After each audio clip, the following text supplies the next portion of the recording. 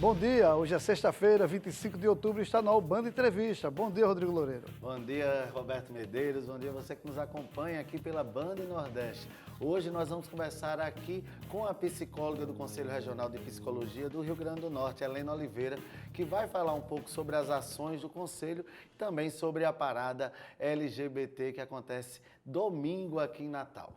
Pois é, a Anvisa liberou a venda no Brasil de água do mar dessalinizada. As empresas deverão seguir algumas regras para garantir que o produto seja potável. Já ouviu falar em água dessalinizada? Não. A senhora nunca tinha ouvido falar? Não, é a primeira vez. Em breve, a água do mar transformada em potável poderá ser encontrada nos mercados. Hoje, só existem 3 tipos para consumo. Todos de água doce, mineral natural, somente natural e adicionada de sais minerais. Recentemente, a Agência Nacional de Vigilância Sanitária regulamentou a venda de água dessalinizada. O tratamento é basicamente o mesmo utilizado no caso das águas minerais. Porém, em vez de se retirar a terra e outras substâncias que não podem ser ingeridas, o sal é separado. Com tecnologia específica, a água do mar é aquecida e transformada do estado líquido para gasoso. O sal fica depositado e o vapor é resfriado para condensar e voltar ao estado líquido. Nessa nova água são acrescentados sais minerais, menos o sal marinho e cloro. Assim, ela se torna potável, própria para consumo.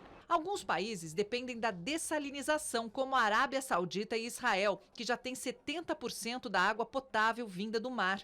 Navios e submarinos também costumam usar o método para abastecer os tripulantes. Para este químico, a maior dificuldade no processo é o alto custo da tecnologia. A água dessalinizada nacional deve ser vendida no mercado com preço acima da água mineral, mas inferior aos produtos importados. Esse processo ainda é muito caro. Ainda estão trabalhando em alguns processos novos para reduzir o custo dessa fabricação.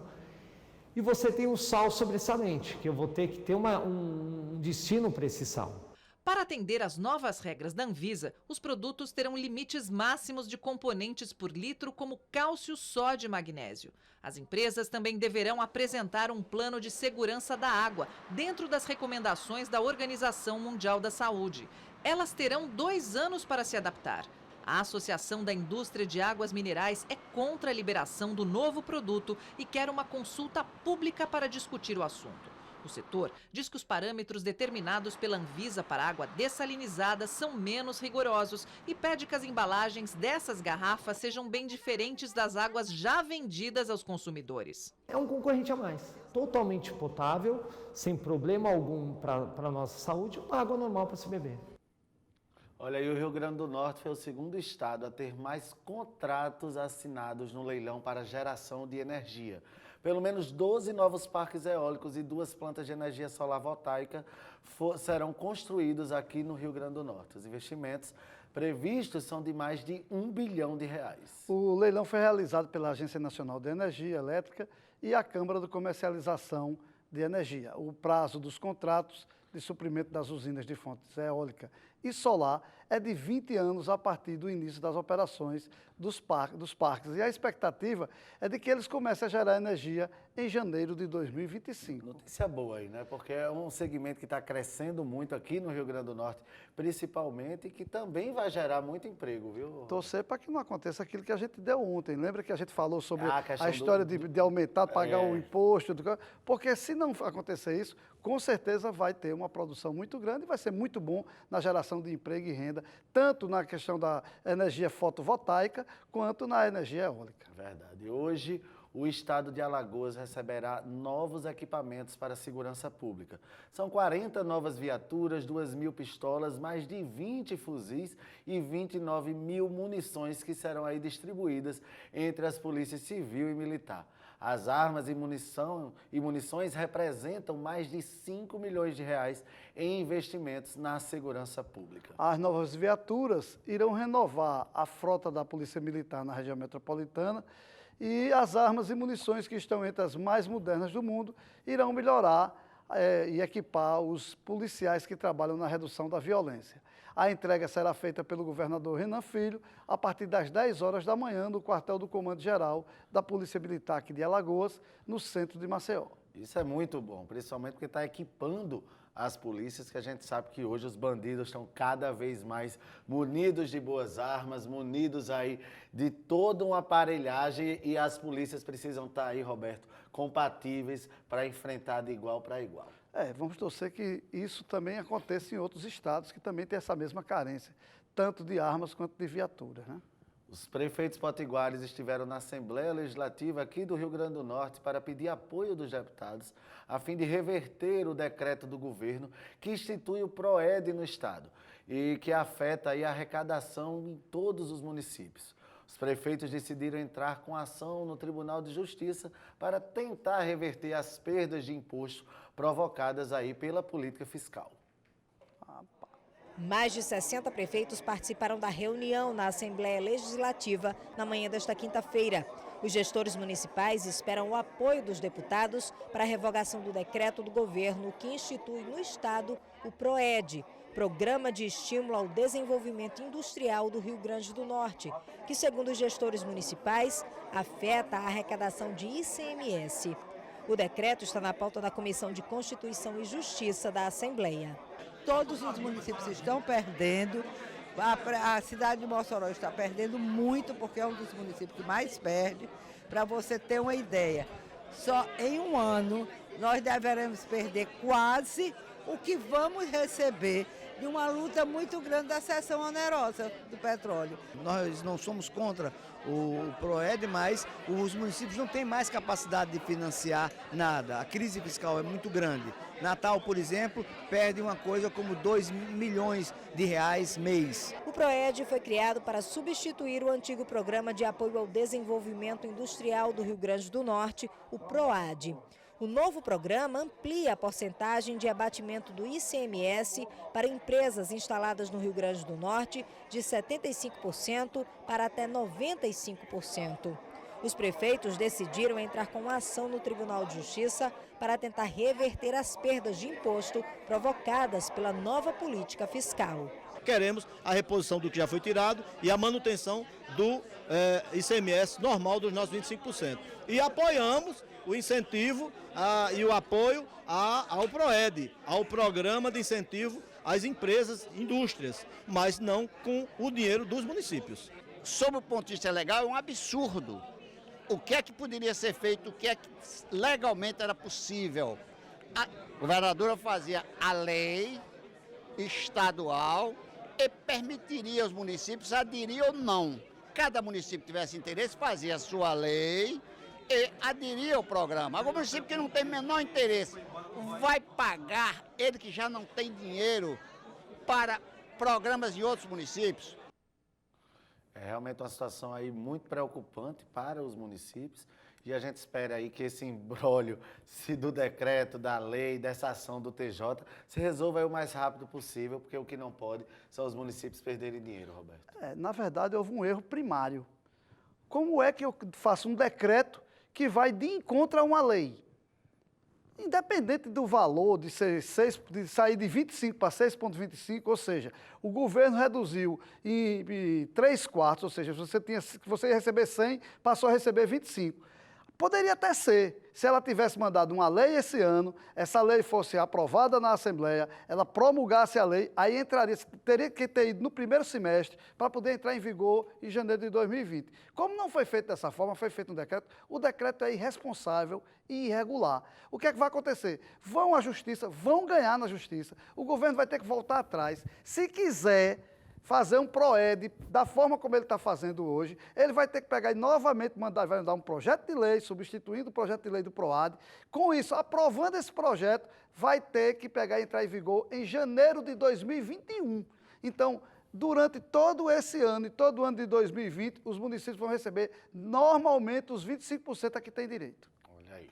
O Tribunal de Contas da União encontrou indícios de irregularidades graves em mais de 50 obras financiadas aí com recursos da União. A informação é do relatório anual do Tribunal de Contas sobre fiscalizações em obras públicas. Em Alagoas, a obra com recomendação de paralisação é a do Canal do Sertão. A obra faz transposição do Rio São Francisco com o objetivo de levar água a mais de 40 municípios do estado. Em um dos contratos foram encontrados indícios de sobrepreço de mais de 40 milhões de reais frente aos valores praticados pelo mercado. A recomendação de paralisação é para o trecho 5 da obra, que ainda não foi iniciado. Não foi iniciado, e aí quem se prejudica é a população, porque com esses sobrepreços e essas corrupções, a obra fica parada e aí deixa-se de fazer e deixa-se de trazer ainda mais ações para o povo, viu, Roberto? Você tem toda a razão, Rodrigo. Agora, eu tenho um medo muito grande quando a gente está falando de valores, porque o Ministério Público tem mania de colocar sobrepreço nos valores que ele diz que está tendo sobrepreço. São 40 milhões, aí às vezes, quando apura, cai para 4, 5, 6, 10 e não 40. Que tem que apurar? Tem. Que tem que coibir a corrupção? Tem. Agora, tem que ter cuidado com esse negócio dos valores, porque diz o valor e depois não volta atrás para dizer a gente errou, o valor era menor. E quando volta atrás, não volta com a mesma proporcionalidade e aí termina se julgando ou se condenando antecipadamente muita gente, né, Roberto? Isso aqui é o grande problema, né? As pessoas são julgadas, condenadas, culpadas sem ter culpa em diversas vezes, né? Olha aí, nós vamos ao rápido intervalo comercial. Não sai daí, a gente volta já já. Só são 2 minutinhos e ainda nessa edição a gente vai conversar aqui com a psicóloga do Conselho Regional de Psicologia, Helena Oliveira. Até já já.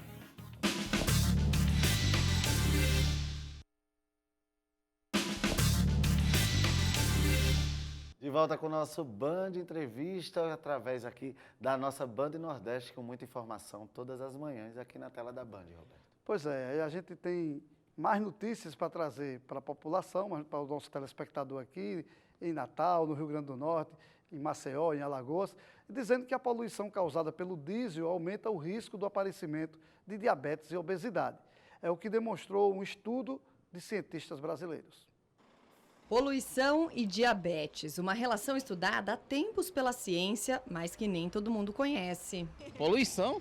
Não sabia. Que tipo de problema a poluição gera para a saúde? Respiratório. Problemas de pele, vários outros problemas. Em geral, o ar poluído que respiramos, como por exemplo numa área de grande circulação de veículos como esta, está relacionado a problemas respiratórios. Mas existe um componente na combustão do diesel que pode aumentar o risco de desenvolver diabetes e obesidade. Essa substância foi identificada pela primeira vez por pesquisadores da Unicamp, a Universidade de Campinas, no interior paulista, depois de testes em camundongos.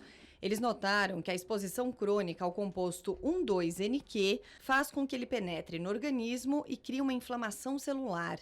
Isso aumenta a resistência a vários hormônios, principalmente a insulina, o que dificulta o metabolismo do açúcar no sangue. Você vai aumentar o açúcar do sangue, a insulina não vai entrar dentro da célula junto com o açúcar e você cria com isso um estado também inflamatório. Essa inflamação também afeta o funcionamento do hipotálamo, região do cérebro que regula funções como a fome e a saciedade, o que aumenta o risco de obesidade. Outros estudos internacionais recentes já alertavam que a poluição contribui para 1 em cada 7 casos de diabetes tipo 2 no mundo. Mas esse não é o único fator de risco. Sedentarismo, tabagismo e o consumo de alimentos industrializados e ricos em gorduras saturadas, carboidratos e açúcares também levam ao desenvolvimento da doença. Diferentemente da poluição, são fatores que dependem mais de mudanças de hábito individuais. A gente tem que andar, ninguém mais anda. Procurar andar pelo menos 30 minutos todos os dias. Vai ajudar muito você. Isso não é um esporte, isso é uma atividade física para você viver bem com o seu sistema cardiovascular. 50º. Militares do 59º Batalhão do Exército em Maceió estão participando da limpeza da praia da Barra de São Miguel, litoral sul do estado. A ação faz parte da Operação Mar Limpo em Alagoas. Segundo os levantamentos, a Barra de São Miguel tem uma situação difícil por causa da presença de pequenos fragmentos de óleo enrijecido.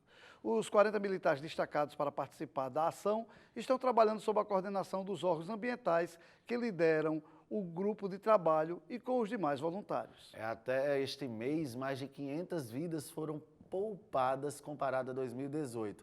Os dados são da condutas violentas letais e intencionais em 2019.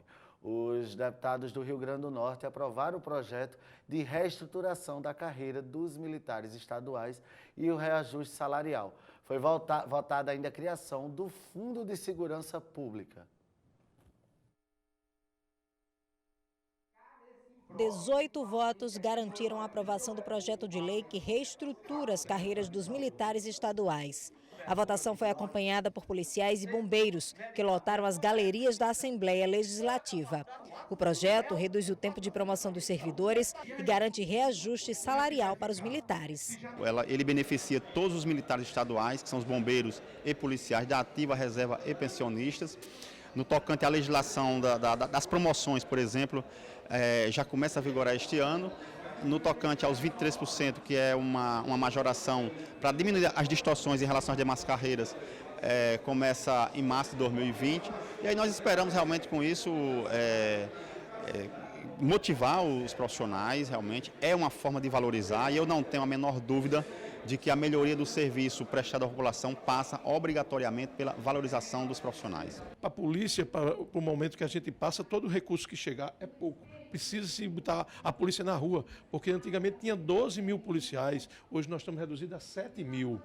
Então, existe um déficit grande. Agora, o governo passa por esse problema, mas nós entendemos que precisa ser feito para dar segurança à população. Os deputados aprovaram ainda a criação do Fundo da Segurança Pública, que é um projeto encaminhado a todos os estados do Brasil. O Rio Grande do Norte está um pouco atrasado nisso, mas que cria esse fundo com a perspectiva de, inclusive, vir em torno de 10 a 12 milhões de reais para a segurança do Estado. Essa casa tem tido muita responsabilidade, né, no momento de votação de projetos. Então, 2 projetos de muita importância, especialmente não só esse do fundo, mas também esse das carreiras dos policiais militares e dos bombeiros, que inclusive foi um acordo feito com a categoria junto com a governadora. O projeto de reestruturação da carreira dos militares começou a ser discutido em junho deste ano. Passou por 3 comissões na Assembleia até ser votado no plenário. A nova lei será encaminhada agora para a sanção da governadora Fátima Bezerra. Votou, aprovou, a mensagem volta para o governo sancionar. A gente vai voltar, direcionar as mobilizações para o executivo sancionar o quanto antes. Olha, havia um problema porque os tenentes, que tem primeiro e segundo tenente, pelo projeto inicial, eles deveriam passar 16 anos de carreira, ou seja, 8 anos como segundo tenente e 8 anos como primeiro tenente, mas aí houve a acessibilidade dos deputados, foi feito uma mudança pelo deputado Sandro Pimentel, e com essa mudança diminuiu de 16 para 8 anos, ou seja, 4 anos e 4 anos. Foi aprovado por unanimidade pelos 18 deputados que estavam ontem na casa, e com isso agora vai para que a governadora sancione. A gente espera que ela sancione sem vetos para poder entrar em vigor esse plano de carreira dos policiais militares. E olha, abandonar, agredir ou manter um animal preso em local insalubre sem uma alimentação adequada são apenas exemplos de maltratos. Todos os dias, a Comissão de Bem-Estar Animal da OAB de Alagoas recebe entre 5 e 10 denúncias desse tipo. Infelizmente, as punições para quem comete esse tipo de crime ainda são brandas no Brasil. Pensando nisso, foi lançada uma campanha para tentar conscientizar a população. Olhem só essas carinhas. Difícil não se apaixonar, não é mesmo? Cachorros e gatos são os bichos de estimação que mais frequentam os lares brasileiros. De acordo com o Instituto Pet Brasil, mais de 54 milhões de cães vivem com tutores espalhados pelo país, enquanto que quase 24 milhões de gatos são o mascote da casa de alguém. Mas apesar de tanto amor que recebem, os bichinhos, infelizmente, também vivem o outro lado da moeda. Muitos são abandonados nas ruas, sofrem abusos, violência e, por muitas vezes, acabam morrendo sem conhecer o que é carinho. Instituições de apoio animal em caráter beneficente espalhadas pelo Brasil tentam dar uma segunda chance a eles. Em Alagoas, o cenário não é diferente.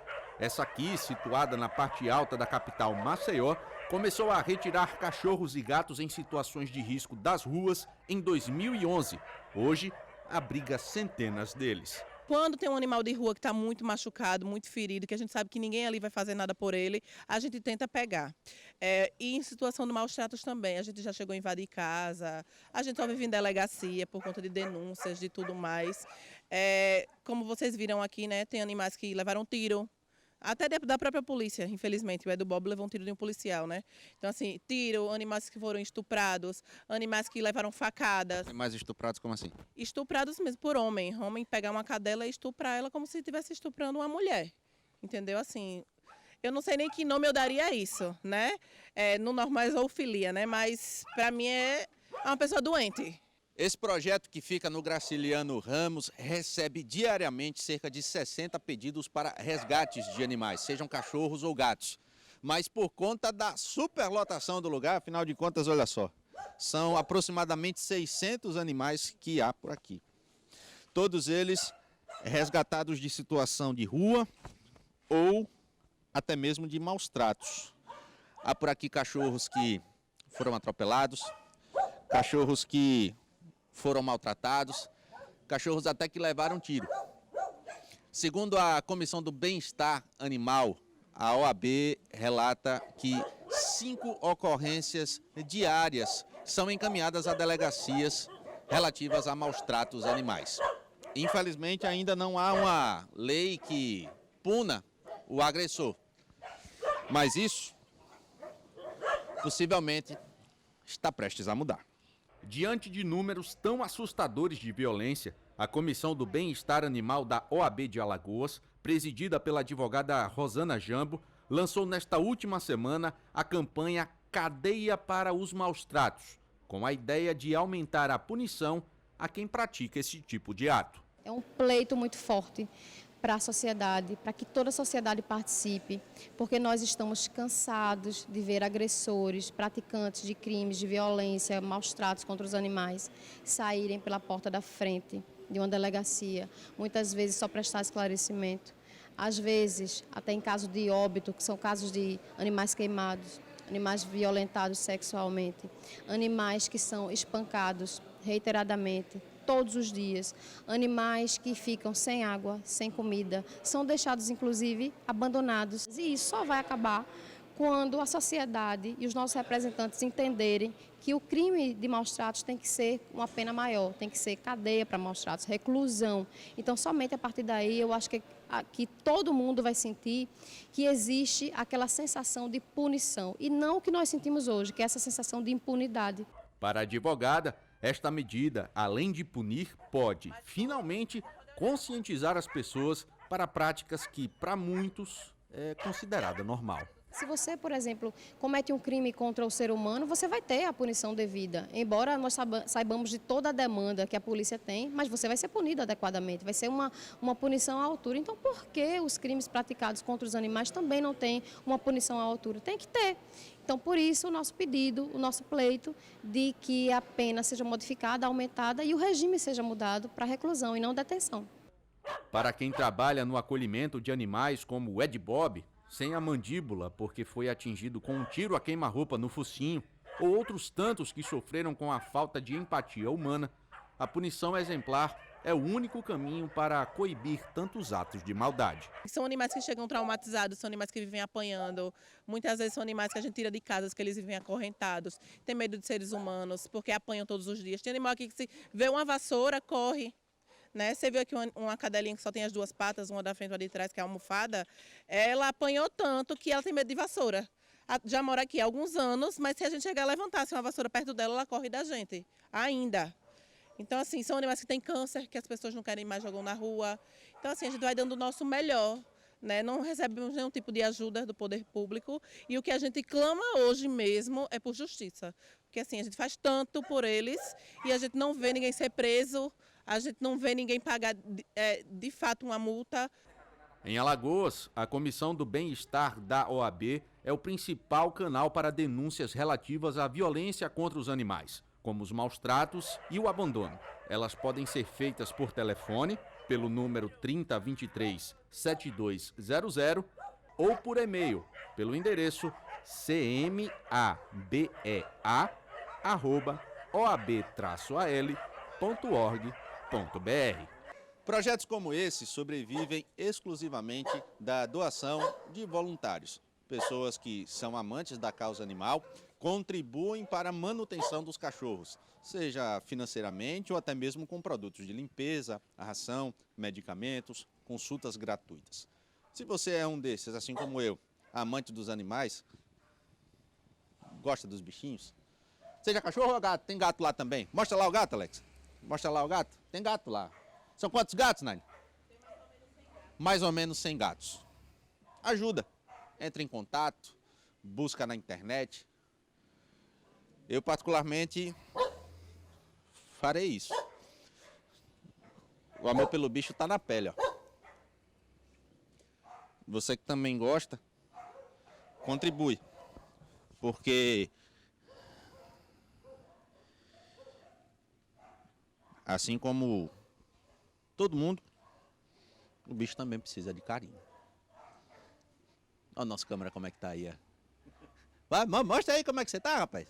Olha. Para a Band Nordeste, Henrique Pereira.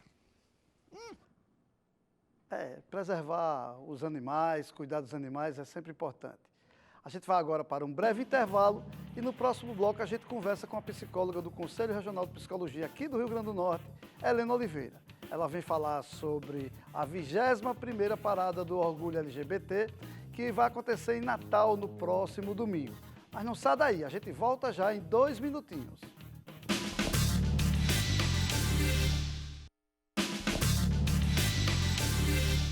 Estamos de volta com o nosso Band Entrevista, recebendo aqui nos estúdios da Band a psicóloga do Conselho Regional de Psicologia aqui do Rio Grande do Norte, Helena Oliveira, que vai falar aí um pouquinho sobre a Parada Gay que acontece nesse domingo. Seja muito bem-vinda aqui no nosso programa. Muito obrigada, bom dia a todos. E aí, Helena, como é que vai ser a participação do Conselho, a participação neste evento que acontece, que é a 20ª edição, é isso? Isso. Então, o Conselho de Psicologia, ele se mobiliza bastante frente às causas LGBTs, né? De acordo com as resoluções 01/99 e 01/2018, que desmistifica e coloca, né, vários segmentos a respeito da atuação da psicologia frente à comunidade LGBT. Um desses artigos diz que é nosso dever, enquanto psicólogos, estarmos atuando diretamente no enfrentamento a todas as formas de preconceito e auxiliando também, né, nas campanhas LGBTs e na promoção da diversidade e dos direitos humanos como um todo. Helena, antigamente era GLS, hoje já é GLBTQI+. Né? Isso. Vamos falar um pouquinho dessas nomenclaturas, até para o público que está em casa entender um pouco por que mudaram essas siglas. Isso, era GLS, passou por GLBT e agora se estabeleceu enquanto LGBT. QI e variações. Essas variações se devem às várias composições, né, e diversidades em relação a gêneros e composições de diversidade sexual também. E aí, para a gente explicar um pouquinho dessa sigla, né, acho importante a gente definir a diferença entre diversidade sexual e identidade de gênero. Apesar de comporem a mesma sigla, elas são características e compõem públicos diferentes, né?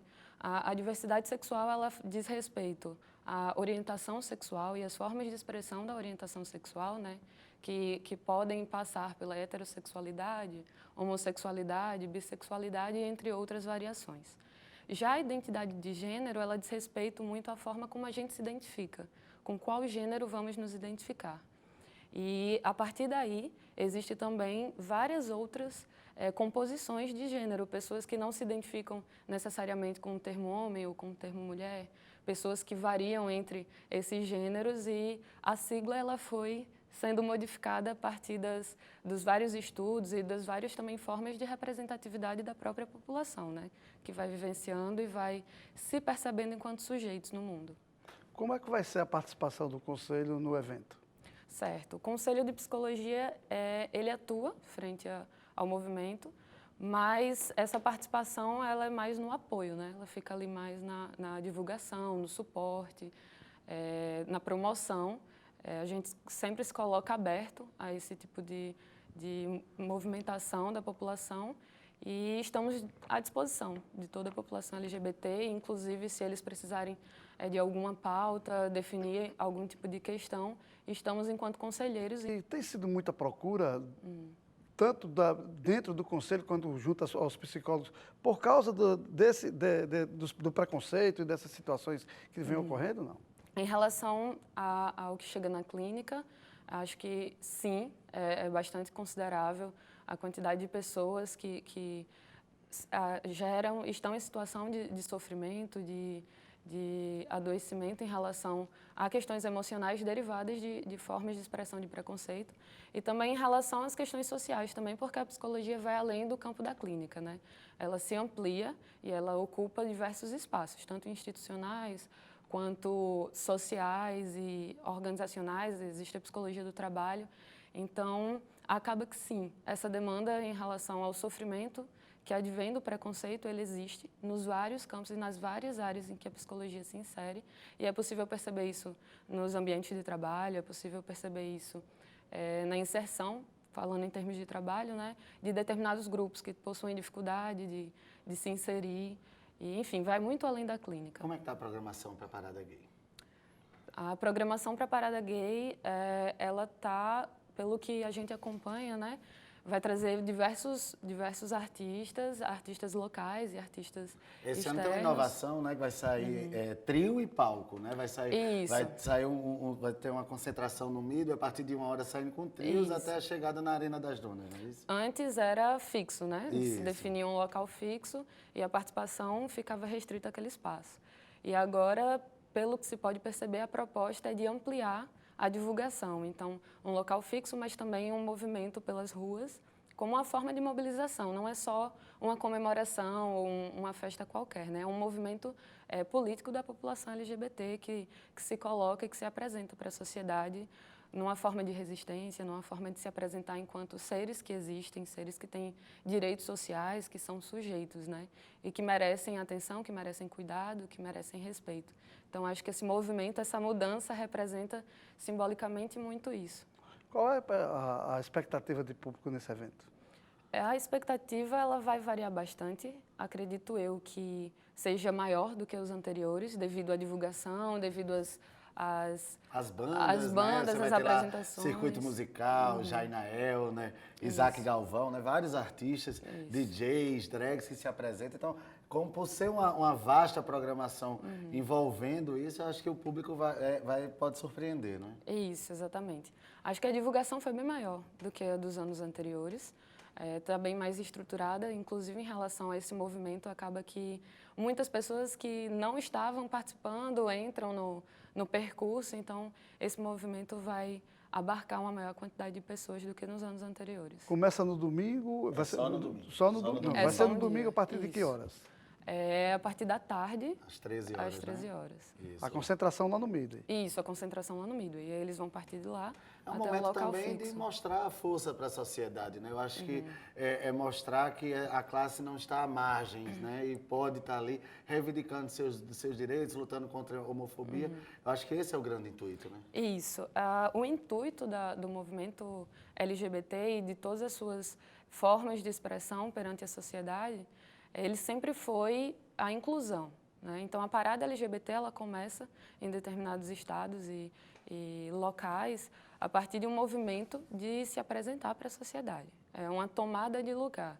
São populações que, historicamente, foram postas à margem da sociedade, que foram ridicularizadas, que foram impedidas de participarem enquanto cidadãos, enquanto sujeitos ativos. E a parada LGBT, enquanto sua proposta, em sua base, né, ela incorpora a ideia de tomar o seu próprio lugar, de inserção e de mostrar que eles são pessoas, assim como qualquer outra, e que eles têm felicidade para mostrar, que eles têm interação, que eles têm afeto. Então, é uma festa que mostra o espírito daquelas pessoas e também o que elas estão reivindicando. Abarca bastante esse simbolismo. Voltando ao Conselho de Psicologia, como é que funciona hoje em termos assim, de divisão? A gente sabe que existe um trabalho que é feito em escola, existe um trabalho que é feito em consultório, existem várias vertentes. O que é que tem sido mais buscado entre os colegas de vocês dentro do Conselho? Então, falando em termos, né, de Rio Grande do Norte, porque nós somos o Conselho Regional 17, né, que é o número referente ao nosso estado. Temos vários outros conselhos regionais que vão compor, né, os diversos estados, e temos o Conselho Federal de Psicologia, que está ali regendo esses outros conselhos regionais. Falando em termos de Rio Grande do Norte, o que a gente percebe? Temos diversas áreas abertas para os psicólogos, que são áreas que estão intensas, né, nesse momento. A gente tem a atuação na área escolar com a psicologia, né? A gente tem a área institucional, organizacional, de inserção do psicólogo nesses ambientes. A psicologia do esporte está cada vez mais presente. Então, é uma diversidade. Pensando nessa diversidade, o nosso plenário, ele representa em seus membros essa diversidade. Nós temos membros conselheiros de vários municípios de várias partes do nosso estado. Nós temos membros conselheiros que representam a regionalidade, que representam a diversidade étnico-racial, diversidade sexual, diversidade de gênero. E isso faz toda a diferença, porque além disso nós temos conselheiros que ocupam as diversas áreas da psicologia. Então, hoje nós somos divididos entre diretoria e comissões de articulação, né, das pastas. Essas pastas vão se dividir de acordo com as áreas de atuação.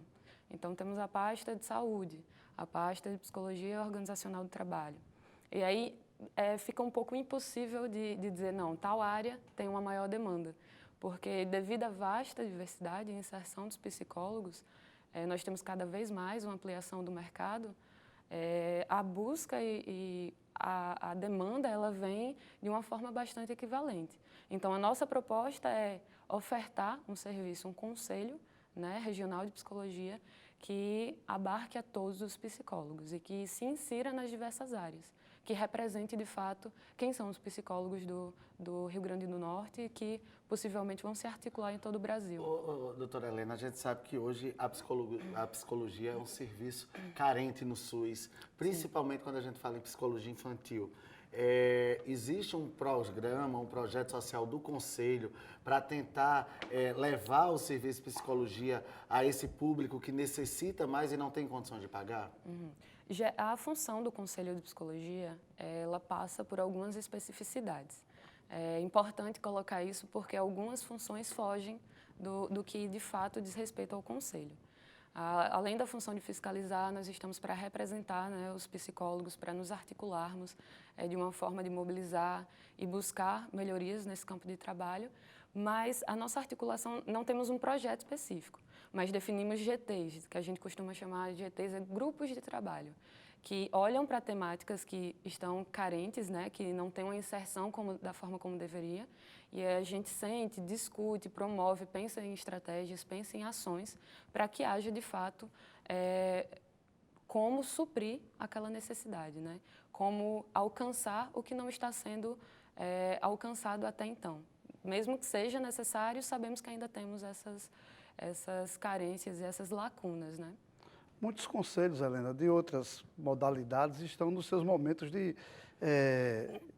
votar, de se fazer eleição para troca de diretoria e até para renovação de diretoria. Como é que está a situação do Conselho de Psicologia? Isso, a eleição dos conselhos regionais e do Conselho Federal de Psicologia, ela aconteceu, né, nesse ano.